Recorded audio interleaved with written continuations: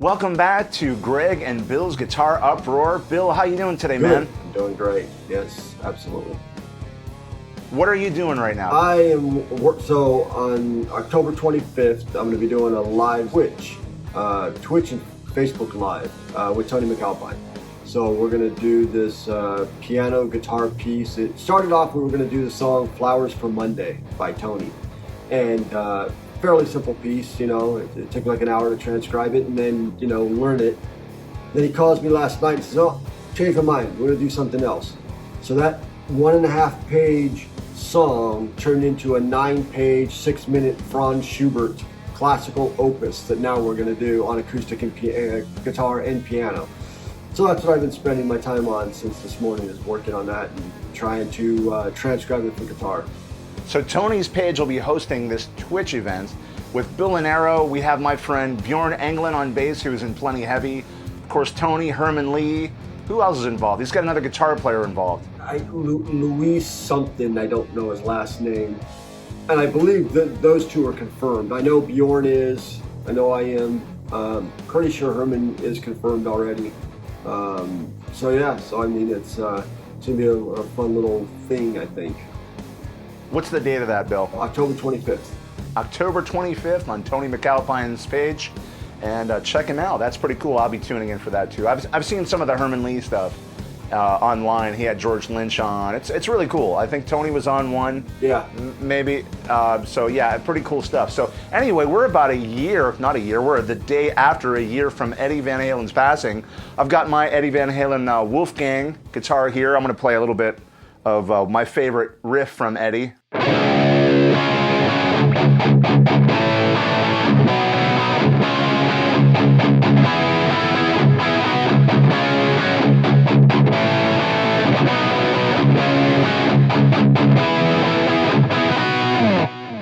This next part, I worked on it because I really liked the way it sounded, and I've rarely seen guys that are covering this get this right.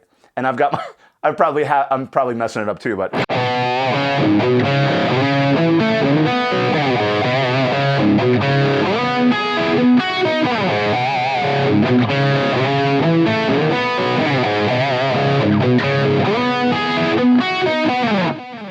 Now this next part is one of those things that Van Halen does this. They have like these sneaky little ways that they make things super tricky, but to the ear, when you're sitting there listening to it, you don't really notice how tricky it is until you try to learn it and play it with a drummer.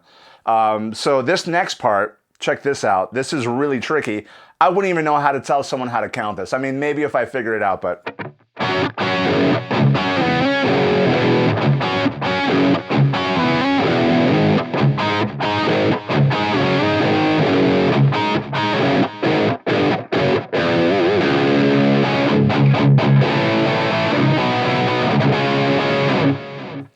Such a killer riff. I know probably a lot of people are sick of hearing that by now, but every time that comes on, man, I just crank it all the way up. It's the coolest riff. And on Dweezil Zappa's podcast, he basically revealed that Eddie wrote that on a piano, which is insane because it lends itself to the nice drop D,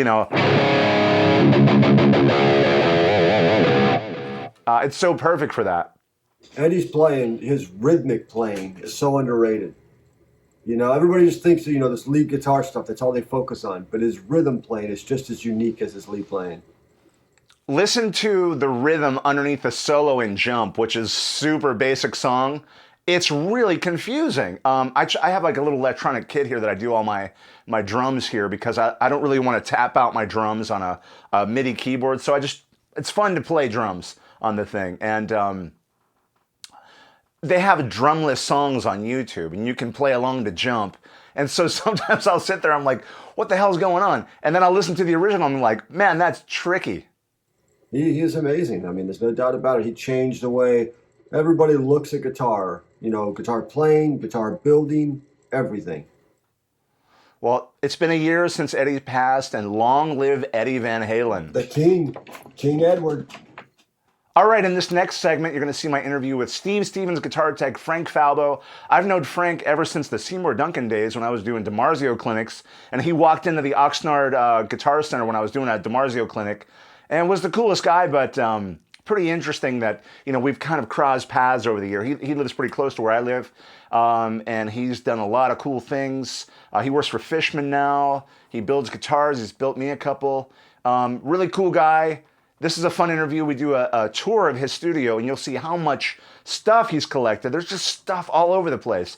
Sometimes I go in there and I just go through all this stuff and wonder if he's going to yell at me or whatever. I really don't even care. It's just too much fun. So here's the interview I have with my buddy and guitar tech of Steve Stevens, Frank Falbo. All right, so here we are at Frank Falbo's shop here in Ventura, California. It might look like we're on a Zoom call. Frank, say hi to everybody. Hi to everyone. Yeah, but that's not you're not going to look at the LED light. You're going to look at the camera instead. You start over?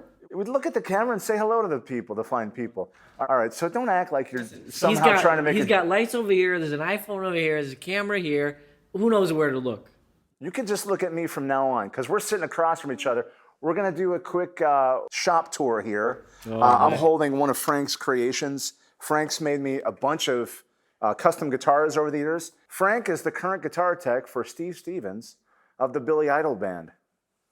And so why don't you talk about that a little bit? Your experience has been the last couple months. Just in the last 3 months or so, it was like a regular tech, Rem. He's a great friend of mine. And he just couldn't do this tour. And so I jumped in. And I kind of know Steve's rig, and I kind of know Steve. We've been friends for other reasons and stuff like that. Ever since the Italian restaurant in North Hollywood when we met him for the first Taste time. Chicago, I saw him there. So we're at Taste Chicago, Frank and I, and we see Steve Stevens coming in for his order, and Frank had to run out and say, Hey, buddy. Hey, buddy, and if you ever need a backup guitar tech. I never said that.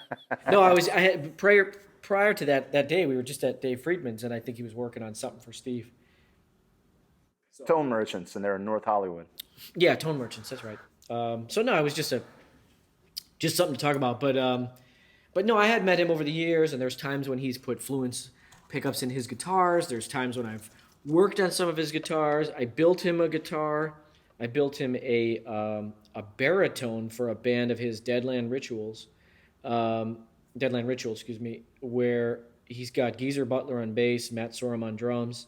But that was kind of cool because he was using some other baritone, this is sort of a mid-grade one, and I was like, maybe I can make you a better guitar than that. And what I did on that was it was 27.5-inch scale, and what was cool about that was that I really worked hard on the body shape and stretching like where the nut would be, how deep the neck would sit into the body, where the bridge was on the body, all those placements, so that for someone like him who wasn't going to play baritone all the time. So if you take off the regular guitar and you put the baritone on, everything was just a little, like all the positions of your hands, bridge, pickup, switch, everything was kind of within range. Right, flash forward, it was kind of natural for me to be the guy that would jump in and help. But you work for Fishman as well, so I do. There's a tie-in for that as well, right? Yeah, like I said, there was times when I put Fish in the guitar, I made it. Yeah, so he knows you. So they're getting to know you. He knows me. Yeah.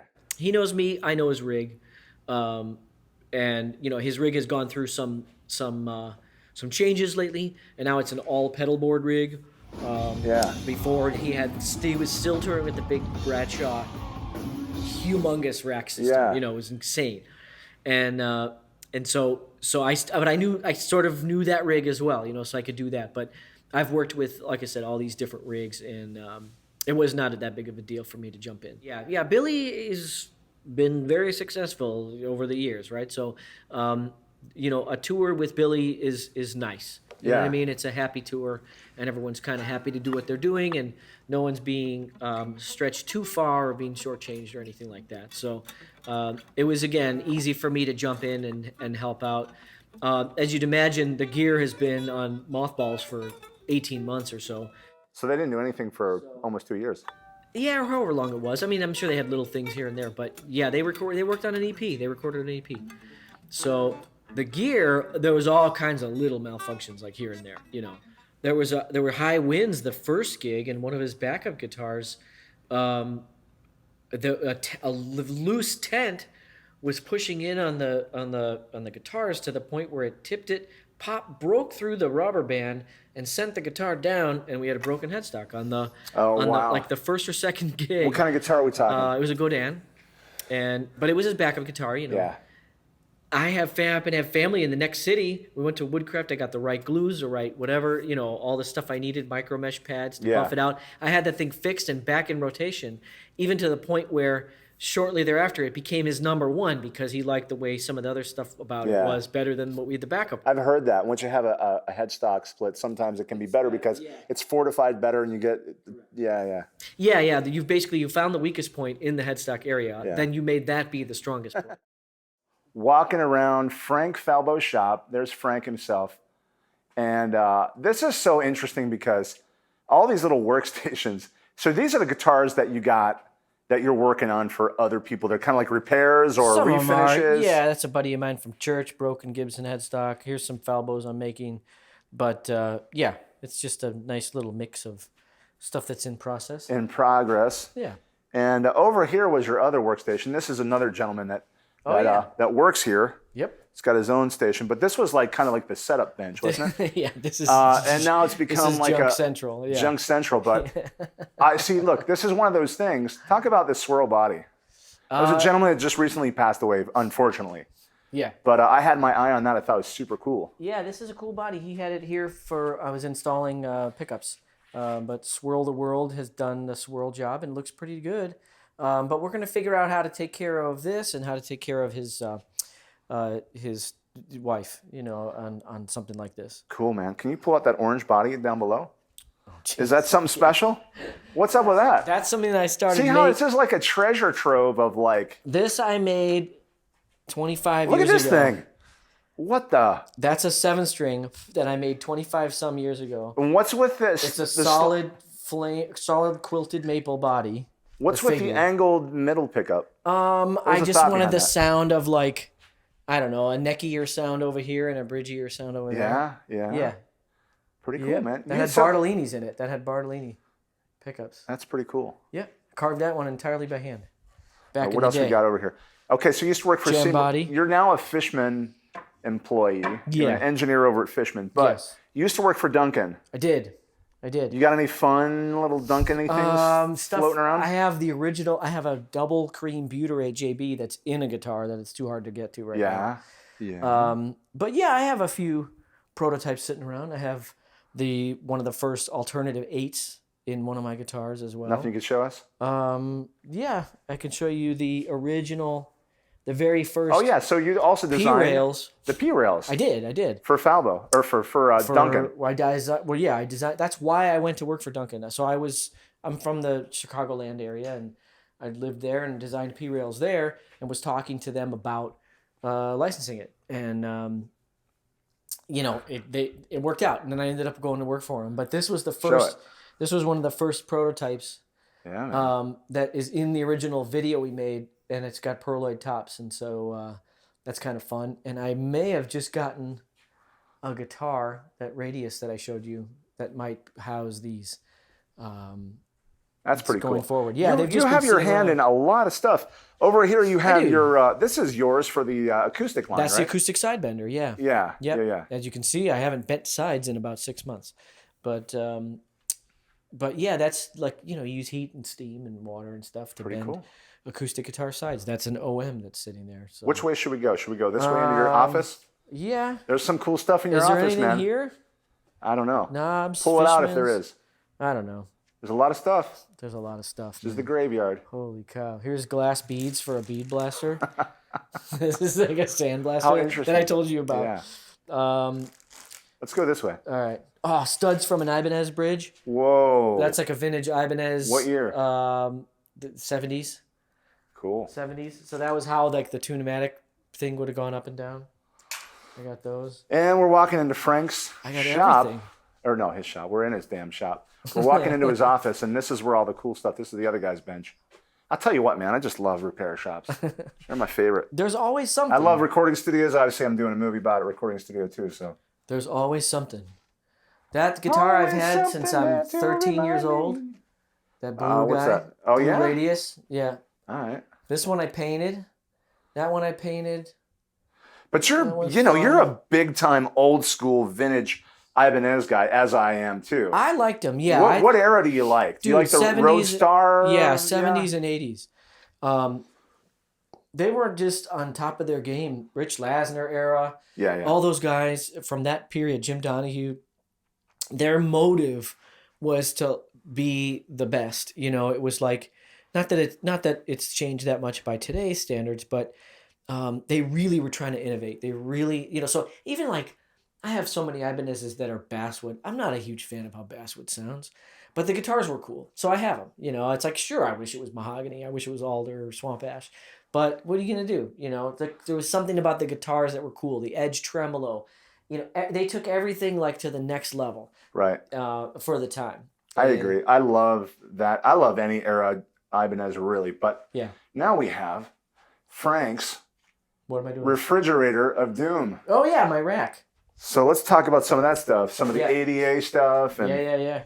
The most important thing is I come into this pedal pusher, which is 8 outs. So your guitar goes in, and I get 8 pieces of signal that go out to different places. Where does it go? Well, it feeds an ADA MP1, the Hughes and Kettner tube Attacks tube preamp, the Mesa quad preamp, which is like a Mark II and a Mark III now, in one housing. If this were 1990, Hafler T2. Everybody that was a guitar player would be drooling right now. Rocktron Pro Gap, Crate TDP tube preamp, which I think has something to do with like a Lee Jackson era when he started messing around with Crate. This was after it, but you never know if he influenced it in some kind of way.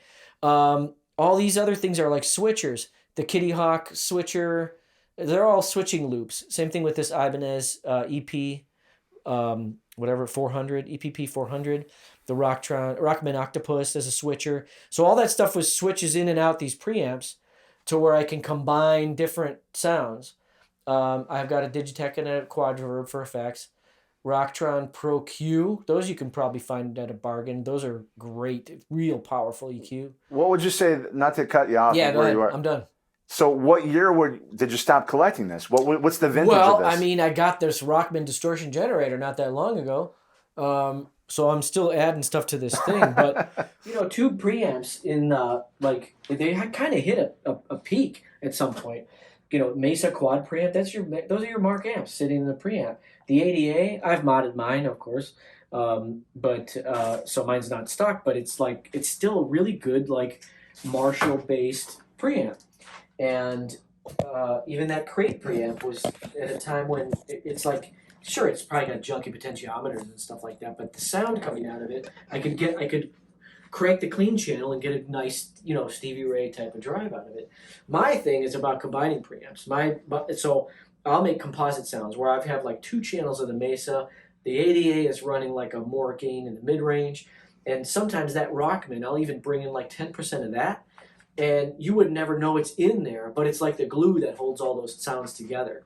It's not like I'm trying to sound like Boston, It's just that it has that, as a little piece of it. Let's go around the corner here and check out this Jewel Blue section here. Oh yeah, dude, you got like a ton of the same thing. I do, yeah. But are they all different or what? Yeah, they're all different in some way. That was my favorite guitar body shape, my favorite paint job since I was a kid. And so when eBay was invented and the used market opened up, over the years I've gotten some of these things. But yeah, the way they flow that burst into this body shape, to me that was like, that's your favorite. That was pinnacle, yeah. It was it was great. It was calling me from the catalog when I was 13 years old. Wrap it up. That was a good song. Fabulous Thunderbirds. It's not that great of a song in my opinion. It's in your head now if you know it. So yeah, all the Frank's Patagonian Rosewood that I got because I had to because it was so quarter sawn. Yeah. Oh, man. Yeah. I don't normally use that. What other woods you got there? Anything of note? Dude, I've been fortunate enough to score some pretty serious stuff over the years. So. You got your CNC machine over here? I do. That's my Fidal 4020. Yeah. And it's kind of classic, but it does the job.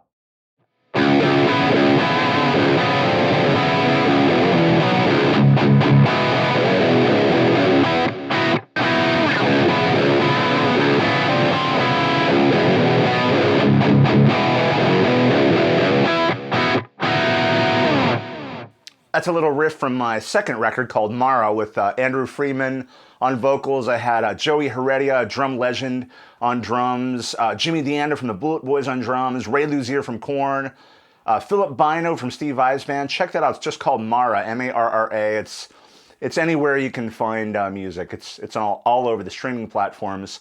And also, I have some CDs still left in the garage if you have a CD player. So hit me up and I'll send you one for free. Also, we have some t-shirts we have as a giveaway. All you got to do is share this video, send us the link to where you shared it, and we'll send you a free t-shirt. Bill's got a bunch too. I've got a t-shirt, a sticker, and a pic that I'll be giving away. So if you got to be in the continental United States, you got to share the video, and you'll get the stuff. So next up, we have Bill and Tony MacAlpine. This is pretty cool, actually. So I did an interview with Tony MacAlpine for the Prairie Sun movie that I'm producing, and Bill was in the interview as well because he's great buddies with Tony and has toured with him, and I mean there's a huge history. And the thing that's cool about it is that both Bill and Tony were sitting on the couch for a part of the interview, which I thought was rad. And so what I'm going to show you now are some of the outtakes from that, and some of the clips might make it to the movie. But Bill, you want to set it up? It was a lot of fun, man. I mean, to sit on the couch with him and riff back and forth and just kind of, talk about the history of, his influence on me as a musician and our friendship and touring together and all that stuff and kind of how everything's come full circle, And for me, it's really special. It's just, it's cool to be in that kind of environment, you know what I mean? Absolutely. It was kind of cool because, we had a little barbecue when we went up there. When we did the segment first, then we had a little barbecue. Then he kicked both of our asses at foosball. When I say he kicked both of our asses, I mean both Bill and I were on one side of the table, and Tony was on the other side, and he just smoked us. I think we got 2 points. Anyway, that was a lot of fun. So check this out. These are some clips from Bill Lonero and Tony MacAlpine from just a few weeks ago. These are outtakes that may or may not make it in the Prairie Sun movie that I'm producing. And anyway, check it out. It should be a lot of fun. Why don't you talk about your first experience of going to Prairie Sun, why you wanted to go to Prairie Sun, taking the tour, working there? So when I was a kid, very young. What? He was talking. You should give him some time so he edits. I'll talk right at the end. He's going to edit just fine. Yeah, but he stopped fucking breathing and you jumped right in his last breath. Give him some space. Fuck, bro.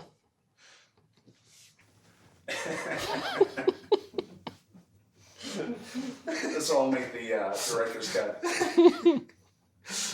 So, when I was a kid, very, very young, I heard Edge of Insanity.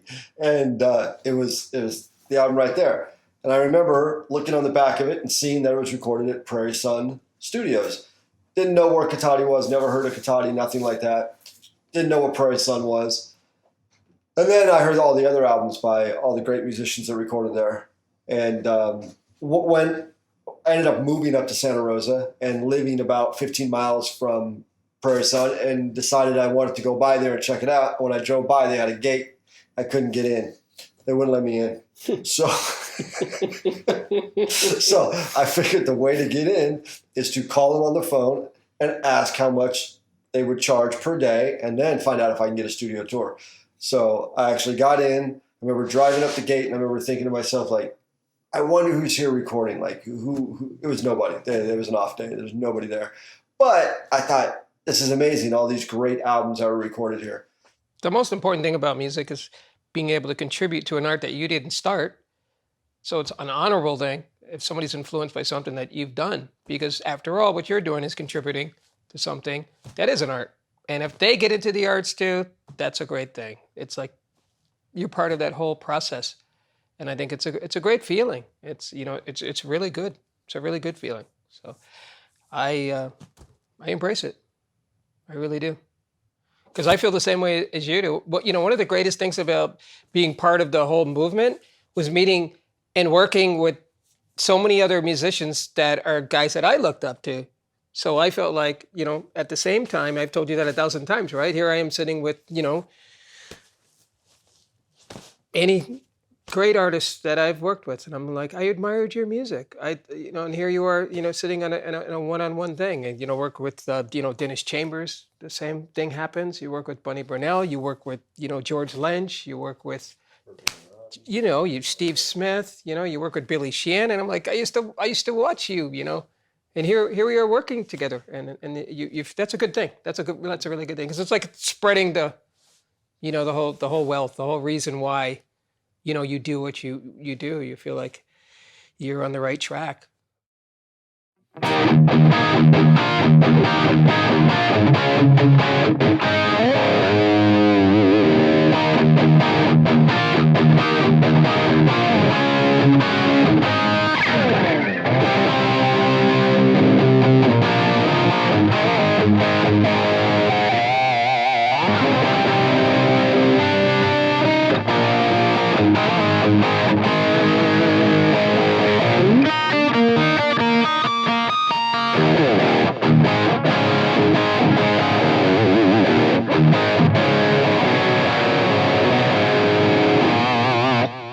I would attempt that solo, but I haven't worked it out. I haven't played that solo in maybe 5 years, something like that. He loves that little pinky half step up, That's such a thing of his sound.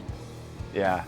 He was the best, man. When you go back and listen to those records, they're still a lot of fun to listen to. I just like the rawness of them, and I think that legends never die, man. And what people have been saying, which is really true, is, if you miss me, just press play. That's right. What's funny about that is that's Neil's photo, right? And I saw it on Adrian Vandenberg's page yesterday, and I saw it, and I'm like, that's 99% that's Neil's photo. And I went back through Neil's archive of photos, and I saw it, and the original is just Eddie sitting like this, no paper.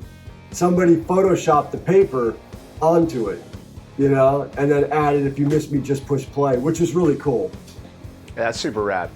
And I do miss Eddie. He's the best. I mean, when I was a little kid, he was already amazingly great. I mean, think about that. Like, 78 when Van Halen came out, I was like 6. And so I heard Ace Frehley was my first guitar hero, but I was like 4. You know what I mean? So then when you heard Eddie Van Halen, MTV first started, and it was like, they were playing like Def Leppard, Bringing on the Heartbreak. Neil Giraldo and Pat Benatar's band was all. I thought the Treat Me Right solo was like fantastic. It was all the new wave of British heavy metal stuff that was in there too, which I really wasn't into.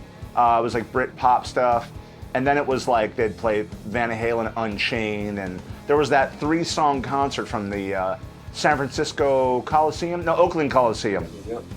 So thanks so much for watching Greg and Bill's Guitar Uproar. Don't forget to subscribe, like, share. You win some free stuff if you do, and send us a link to your share.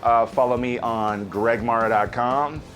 Like I was saying, please subscribe to my channel, hit the notification bell. I'm going to be updating every couple days now. I'm trying to stay off Facebook and Instagram as much as I was before. All going to my YouTube channel, so /Marra Music, Instagram /Marra Music.